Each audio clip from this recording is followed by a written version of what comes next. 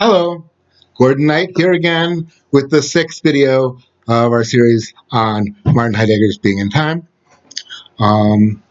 Last time we were discussing the kind of being that Heidegger calls present at hand. Uh, that is a mode of being, if you will, that entities have within the world. But on Heidegger's view, and this is a really crucial insight I think that he has made, that kind of being is not how entities are revealed primordially in the first instance to us in our lives. It is, in fact, a stripped down, abstracted kind of being. Because in the first instance, in our average everydayness, objects are not presented as mere things that you stare at and describe their intrinsic qualities. It is not the attitude of knowledge. I mean, that's a true attitude that we can have towards things, right? Where we try to come to discover the shape, color, material, composition of this or that.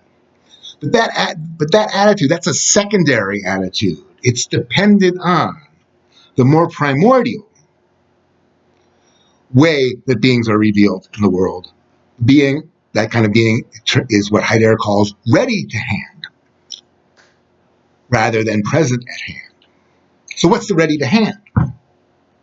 And how come we pass over this kind of fundamental way entities are present in the world and think of ourselves and think of the world too?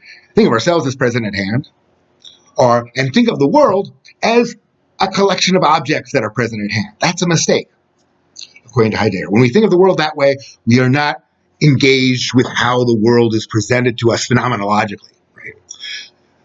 What we need to do, and there's a lovely passage where Heidegger makes this point, and when he says, what we need to do, if we want to understand ourselves, our lives, being, reality, etc., we need to let things be and not allow ourselves to be sucked in to natural theoretical assumptions, the natural theoretical attitude that we take when we ask, well, what is this pen? And we start describing its color or its shape. Consider this example. Suppose you are driving your car down the street. There's the steering wheel, there's the turn signal, there's the brake, there's the accelerator, there's the cars in front of you, maybe a car to your side. Well, when you're driving, it's not the case that you are unconscious. There's a philosopher, D.M. Armstrong, Australian philosopher, who thought that when you are driving, you're kind of like driving down the street, you're kind of on automatic pilot, like a robot. Consciousness only appears, awareness only happens when you stop and take the kind of theoretical attitude to things. It's not that consciousness arises then, but that the present at hand only arrives with the theoretical attitude. And there's this other kind of attitude, the non-theoretical attitude of circumspection, which is a kind of consciousness, kind of awareness, but it's the kind of awareness that we have when we are engaged in our projects of doing, and it is a kind of being that entities have, which involves an essential relatedness of these entities to other entities, which are also ready to hand, and ultimately to our activities, to our projects, to what we're trying to do.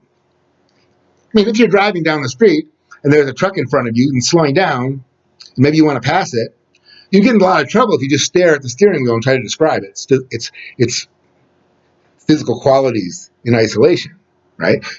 You're aware of the truck slowing down, and then you're aware of the steering wheel and the activity of turning to the left lane, avoiding a collision, and so on. There's another Heidegger doesn't, at least here, use this example, but I think it's a really good example to illustrate um, the way that seeing objects merely as things in isolation from others is unnatural.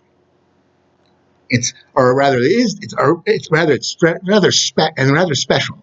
Not unnatural, that's the wrong word. But that it's a special mode of being in the world of knowing, which is not the fundamental one. Suppose you're reading something.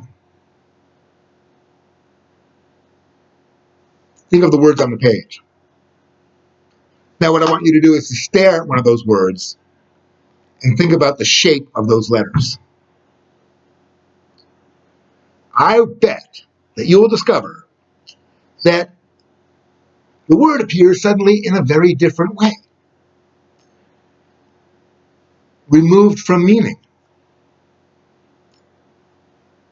And it might just strike you. It's like, wow.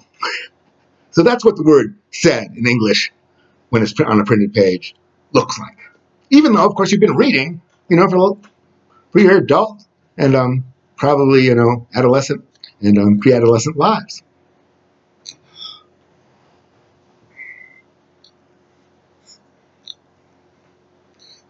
So we have a natural tendency to interpret entities within the world as present at hand, and the world is a collection of entities that are present at hand.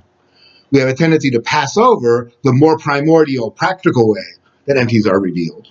Because when we ask a theoretical question, we go into this mode of mere observing, this mode of mere perceiving, this mode of mere describing, and when we do that, we strip the object away from its context. We strip the ready-to-handness from the ready-to-hand thing, and it then does appear as a mere thing with intrinsic qualities and as not essentially related to other things. But that's not how it's given primordially. One way that Heidegger presents of recognizing the being of the ready-to-hand is to consider when an object breaks or is missing when you're involved in some task. So suppose I am building a bookcase, and I have a hammer, I have a nail, I have 2 planks of wood here, and I'm hammering them in. And then suppose I discover the hammer's not working anymore. Maybe it broke or cracked. Or maybe before I even get to the nail, right, I'm looking around and I can't find the hammer. It's missing. In those kinds of cases, the being of the ready-to-handness, the ready-to-handness of the hammer becomes is revealed to us in a way that it would not ordinarily be. Because when you're aware the hammer is missing, right, you're looking for it, you then see the hammer as a tool essentially connected to your project, right? If it breaks, you realize that the hammer was there in order to make the bookcase.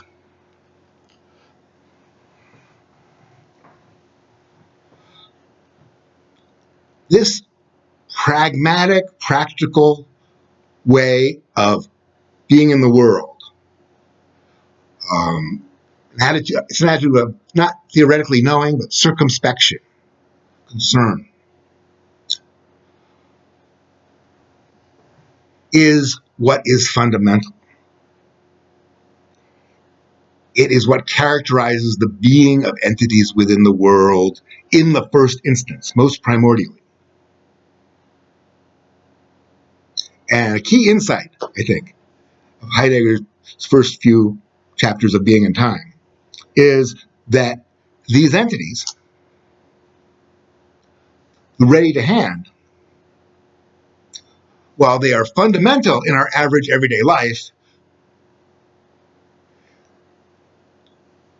are nevertheless passed over when we try to understand the being of the world, the worldhood of the world, right? Because when we try to understand something theoretically, we take this derivative attitude of knowing. Whereas when we are actually driving down the street, actually doing the dishes, actually building a bookcase, riding our bicycle, the bicycle and the road and the bookcase and the nail, all of those are present in a non-theoretical way, as inextricably linked with the other ready-to-hand objects. Okay, that's 10 minutes and 30 seconds, so I will stop and I'll make another one very quickly.